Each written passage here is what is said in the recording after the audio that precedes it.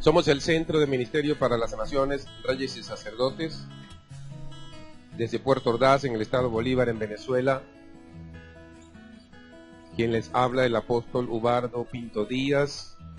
Hoy es poderoso día de la administración para su espíritu. Queremos que usted se sienta lo más tranquilito posible y usted abra sus sentidos espirituales a lo que Dios va a administrarnos hoy. El tema de hoy se titula El poder de la obediencia en la cruz. Y hermano, cuando entiendo ese poder, el título es El poder de la obediencia en la cruz. Cuando entiendo el poder de la obediencia, cuando entiendo el poder de cómo se hicieron cosas en la cruz, entonces indudablemente comenzamos a entender algunas cosas que ocurren en nuestras vidas. Al terminar, yo estoy seguro que muchas cosas que ocurren dentro de usted tendrán respuesta y usted hoy mismo tiene que tomar acciones, hoy mismo. Usted y yo vamos a ser confrontados sin duda alguna por la palabra. Necesito que esté muy atento a lo que el Espíritu Santo ministra. Hay momentos en que no voy a poder regresarme a volver a explicarlo, así que por favor esté muy atento. Hasta nuestros días, en especial en el mundo católico, y yo sé que a lo mejor habrá gente todavía habrá gente dentro del cristianismo que han dicho en innumerables ocasiones que la imagen de Cristo, esa imagen de Cristo que nos han vendido durante siglos y siglos, de años y años, de ese Cristo ahí crucificado, es una evidencia. Alguien me dijo una vez, eso es la evidencia de algo que nunca debió de haber ocurrido. Y eso, mi hermano, es como que les pasaran un switch a uno y uno dice, pero la palabra de Dios enseña que ese era el plan. ¿Cómo que era el plan? Ese era el plan. Rápidamente, busque 1 Corintios capítulo 1, verso 18. Ese era el plan, no había otro plan. Con Jehová Dios de los ejércitos no existe plan B. Él es el Dios de plan y es su plan y no hay otro plan. Es un solo diseño y no hay otro plan. 1 Corintios capítulo 1, verso 18. Ahí el apóstol Pablo escribe diciendo, porque la palabra de la cruz es locura a los que se pierden. Por eso que la gente dice, no, eso es una imagen de algo que nunca debió de haber ocurrido. Pero Pablo dice, pero a los que se salvan, esto es a nosotros. Usted está conmigo, eso es con usted, a nosotros es poder de Dios. Hay algo en la cruz, hay algo que tiene hoy que movernos el piso, tiene que movernos las ronchas que usted tenga allí, tiene que sacar la basura que puede haber estado allí o que puede estar allí. Pero él dice que para nosotros es poder de Dios, no porque hay un poder por sí solo sobre la cruz. Y eso el Espíritu Santo nos lo va a mostrar hoy.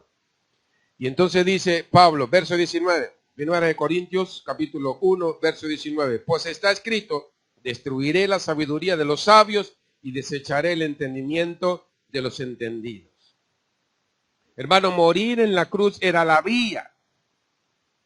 ¿Para qué? Para derrotar al sistema del mundo, para derrotar al diablo, para derrotar a sus demonios y para que nosotros pudiésemos hoy alcanzar la victoria. Es decir, la victoria que era para muchos, aunque esos muchos son pocos. Pero escuche, la forma física de morir en la cruz por sí sola no es la profundidad de lo que Dios quiere mostrarnos. Realmente no era suficiente eso. Yo le voy a, por favor, mire esto, dimensione esto, ubíquese así, haga un ejercicio espiritual, ubíquese allá en el Calvario, está la cruz. Pero en la cruz estaba un hombre, a ese hombre, lo que veían físicamente, ahí en ese lugar habían aspectos bien interesantes. Hermano, mire, estaba en ese lugar la ofrenda, el ofrendante y el lugar de sacrificio. Y esas tres cosas tienen que cambiarnos a nosotros el panorama de cómo nosotros vemos nuestra vida como creyentes. Y usted hoy tiene que cambiar algunas cosas. Porque hoy vamos a hacer parrilla con la vaca sagrada esa que usted tiene allá adentro. Está escrito por Dios, está escrito en la palabra de Dios, que Dios mira primero a la ofrenda o al ofrendante. Él mira primero al ofrendante y luego entonces mira la ofrenda. Es decir, pareciera que la ofrenda por sí sola no es lo que a Dios le interesa. A Dios le interesa la condición, la actitud del ofrendante, la calidad de la ofrenda y que ambas cosas vayan en consonancia con lo que Dios quiere, con lo que Dios desea, con lo que Él ha exigido para que ese acto sea conforme a sus propósitos y conforme a Él quiere.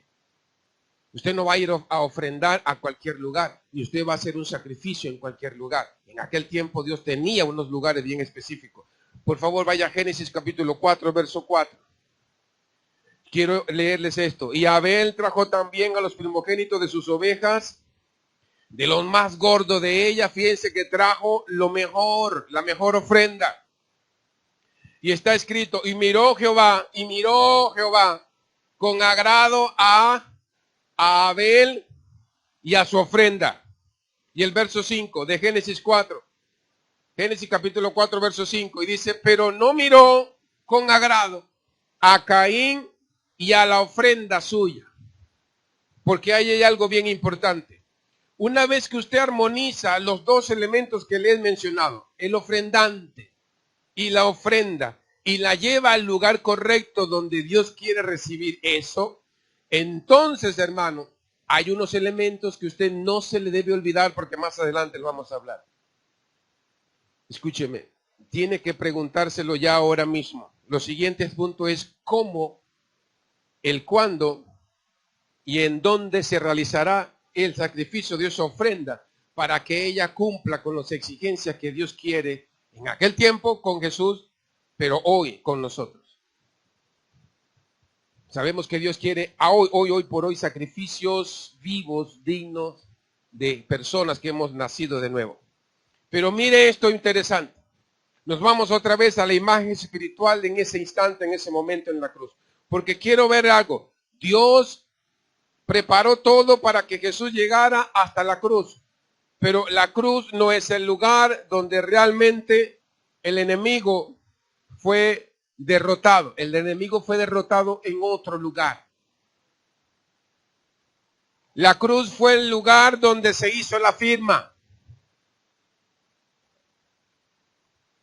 Porque escuche, hermano, cuando miro esto, sale a relucir dos palabras que Jesús y Cristo usó mucho. Cristo dijo, hijo de hombre, hijo de Dios. Es decir, hermano, en ese momento, el Hijo de Dios, Jesús, era la ofrenda. Y el Hijo de Dios, Cristo, era el ofrendante. No lo pierdo de vista. Ambos, tanto el ofrendante como la ofrenda, bajo la condición de una obediencia fiel, fiel al plan de Dios, fiel hasta la muerte, hasta muerte de cruz. Allí es donde se libró la verdadera batalla y en donde realmente fue vencido el diablo, fue en la obediencia de un hombre que estando en su naturaleza humana le dio lugar y cabida en plenitud a la palabra del Dios viviente. El lugar indudablemente era la cruz. Y como consecuencia de esto, cuando usted suma todas esas cosas, la ofrenda, el ofrendante, la actitud, la condición y todo eso, cuando usted hace en contexto todo esto, y usted ve que la consecuencia de exhibir ante el mundo, porque aunque lo colocaron allá en el Gólgota, nosotros podemos leerlo hoy aquí, que él exhibió por medio de ese hombre en la cruz, exhibió la derrota del sistema y la derrota del diablo lo exhibió públicamente. Y él dice que es un triunfo el haber ido a la cruz. Allí, hermano, Dios aplica su justicia sobre el ofrendante y sobre su ofrenda. Efesios capítulo 1, verso 17. Para que el Dios de nuestro Señor Jesucristo, el Padre de gloria, os dé espíritu de sabiduría y de revelación en el conocimiento de Él. Necesito que usted se ubique en Efesios capítulo 1, verso 17. Hermano, Pablo nos da una señal en el Espíritu y el Espíritu Santo nos ubica hoy ahí para entender la obediencia del ofrendante, de la ofrenda y del lugar donde se realizó el sacrificio. El Espíritu Santo nos dejó escrito esto. Capítulo 1 de Efesios, verso 17. Para que el Dios de nuestro Señor Jesucristo, el Padre de gloria, os dé sabiduría y mire qué pedimos, revelación en el conocimiento de Él. ¿De quién? Del Espíritu Santo. Hermano, mire, sin el Espíritu Santo es imposible entender este mensaje. Si a usted le parece chino lo que estoy diciéndole hoy, tiene que parar y revisarse a ver a dónde dejó usted el Espíritu Santo. Imposible. Y el verso 18 dice, alumbrando los ojos de vuestro entendimiento. ¿Cuáles ojos? Los ojos espirituales, para poder ver y entender las cosas que son del Espíritu Santo. Porque si usted sigue con sus ojos carnales, usted no va a poder entender lo que el Espíritu habla a la iglesia que está en el Espíritu. Y entonces sigue diciendo, para que sepáis cuál es la esperanza a aquel que os ha llamado y cuáles las riquezas de la gloria de su herencia en los santos. Lo voy a leer despacio para que usted vea. ¿Y cuáles las riquezas? Las riquezas de la gloria de su herencia en los santos. Usted tiene y yo tengo una poderosa herencia en Dios. Hemos sido constituidos herederos juntamente con Cristo Jesús. Y eso tiene que cambiar nuestro chip, tiene que cambiar nuestra manera de pensar. Usted y yo no somos cualquier cosa. Y mire cómo dice el versículo 19.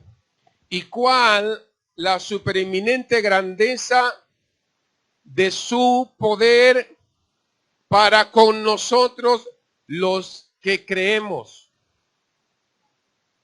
Por favor, hermano, no se dé mala vida.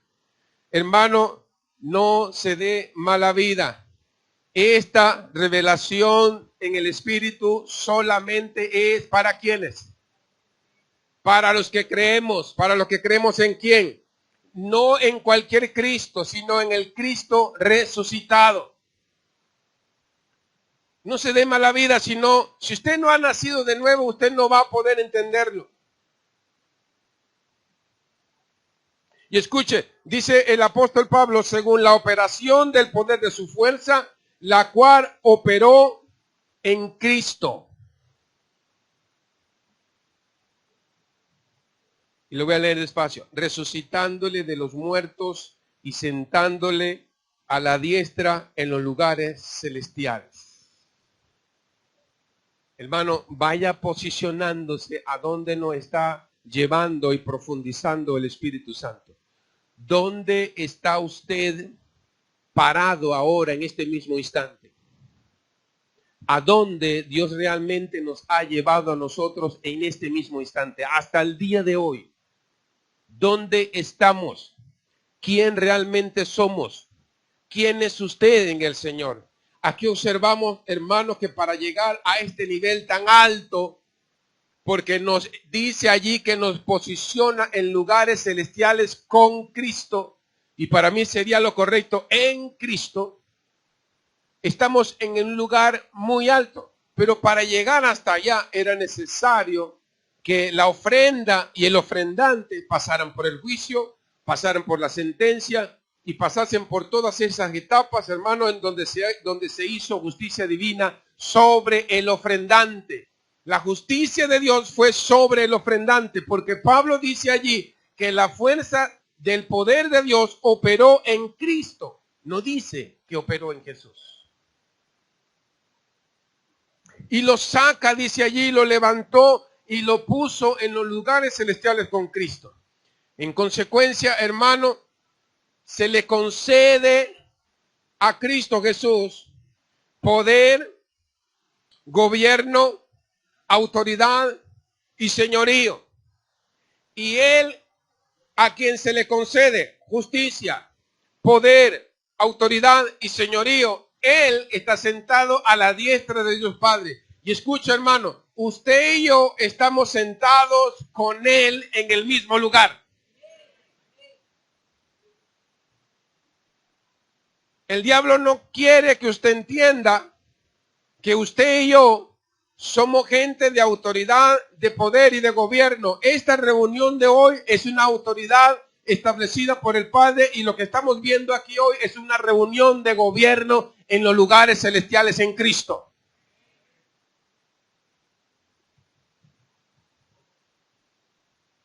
Efesios capítulo 1, versículo 21, sigue diciendo.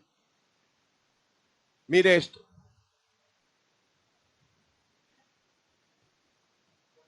Mire hasta dónde eso es una realidad en su vida. Si usted se ha visto atribulado, y usted se ha visto confrontado, y usted se ha visto a lo mejor entristecido por lo que usted ve a su alrededor y por lo que usted ha hecho y por las cosas que no ha hecho, el Espíritu Santo de hoy le está diciendo, hay un poder que opera en ti, solamente tienes que darte cuenta que está en ti y que tienes que hacer uso de él, porque ese poder, la obediencia, operó en Cristo Jesús y lo llevó hasta la cruz, y allí se establecieron cosas poderosas de las cuales tú y yo hoy disfrutamos. Y dice el verso 21, ¿sobre quién nosotros ejercemos eso? Sobre todo principado y autoridad y poder y señorío, y sobre todo nombre que se nombra, no solamente en este siglo, sino también en el venidero, y sometió todas las cosas bajo sus pies, y lo dio por cabeza sobre todas las cosas a la iglesia. Quisiera que fuera más fuerte ese aleluya. Por favor, hermano, vaya discerniendo la profundidad de la autoridad, de poder y de gobierno que tiene usted y que tenemos todos los que formamos parte del cuerpo de Cristo. Porque ahí dice el verso 23, la cual es su cuerpo, la iglesia, la cual es su cuerpo. Escúcheme, la iglesia, diga, yo soy la iglesia, yo soy el cuerpo de Cristo y Él es mi cabeza. Él es mi cabeza y dice, en mí, mire, verso 23, la plenitud de aquel que todo lo llena en todo. La plenitud, hermano, plenitud es totalidad. Ahí no debe haber lugar para ninguna otra cosa. En los hijos de Dios no hay ninguna otra cosa, porque se supone que la plenitud, la totalidad del Cristo de la gloria debiera de estar operando y llenándonos en todo y en todos. Si no entendemos esta pequeña pero poderosa introducción del Espíritu Santo en relación a Cristo y la cruz, jamás podremos entender lo apostólico ni lo profético. Y esta congregación, esta iglesia de Jesucristo, esta iglesia del Señor, al cual pastoreamos, es apostólica y profética. Pero si usted no entiende esto, usted jamás podrá caminar sobre ello, porque usted no puede caminar y andar donde usted no sabe ni conoce. Pero escuche, esto nos va a llevar a entender mejor el plan de Dios con la iglesia y en la iglesia de hoy, para que nosotros pongamos todas las cosas en su justa dimensión para lo que viene en el futuro cercano. Es decir, hermano, vea la noticia gloriosa. Usted y yo formamos parte del plan de Dios.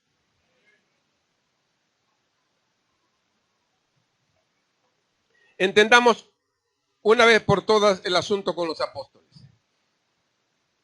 Yo he entendido por la palabra que hay 3 tipos de apóstoles, no 2. Hay 3. El apóstol de Dios y el único que ha habido. Número 1. El apóstol de Dios y el único. Porque él es el apóstol de los apóstoles y se llama Jesucristo. Y eso está escrito en Hebreos capítulo 3. Por favor, lea Hebreos 3, verso 1. Está escrito así. Por tanto, hermanos, y dice ahí, hermanos santos, participante del llamamiento celestial. ¿Dónde están los llamados celestialmente? Considerad al apóstol y sumo sacerdote de nuestra profesión. ¿A quién? A Cristo Jesús. Cristo Jesús. El apóstol de los apóstoles.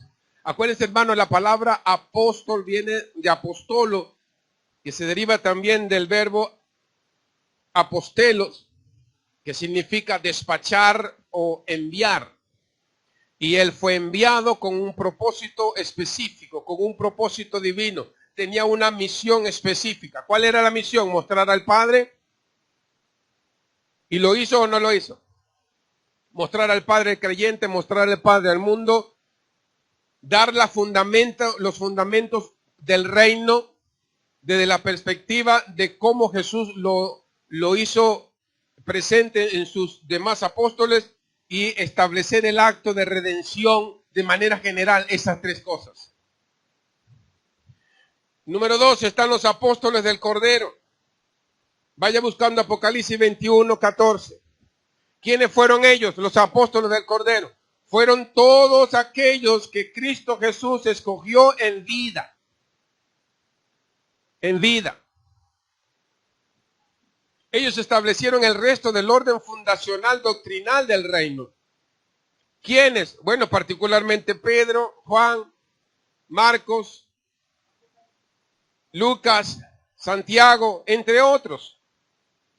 Pero Apocalipsis capítulo 21, verso 14 está escrito así. Mire, Juan vio que la Jerusalén celestial, la que desciende de arriba, el apóstol Juan vio algo en revelación que es lo que nos lleva hoy a decir los apóstoles del Cordero. Porque ahí está escrito, Apocalipsis 21, 14.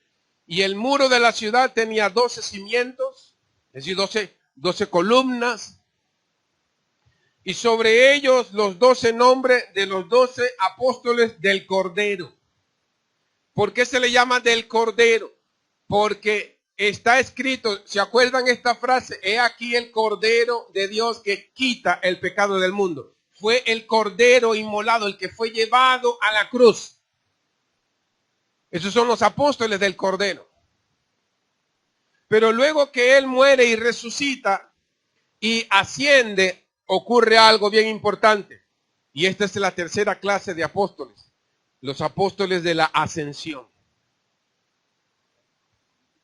Y a quien Dios le dio, por su gracia y su misericordia, ese papel tan importante fue nuestro hermano Pablo. Pablo es un ejemplo práctico de haber sido nombrado por Cristo después de haber muerto, pero ascendido.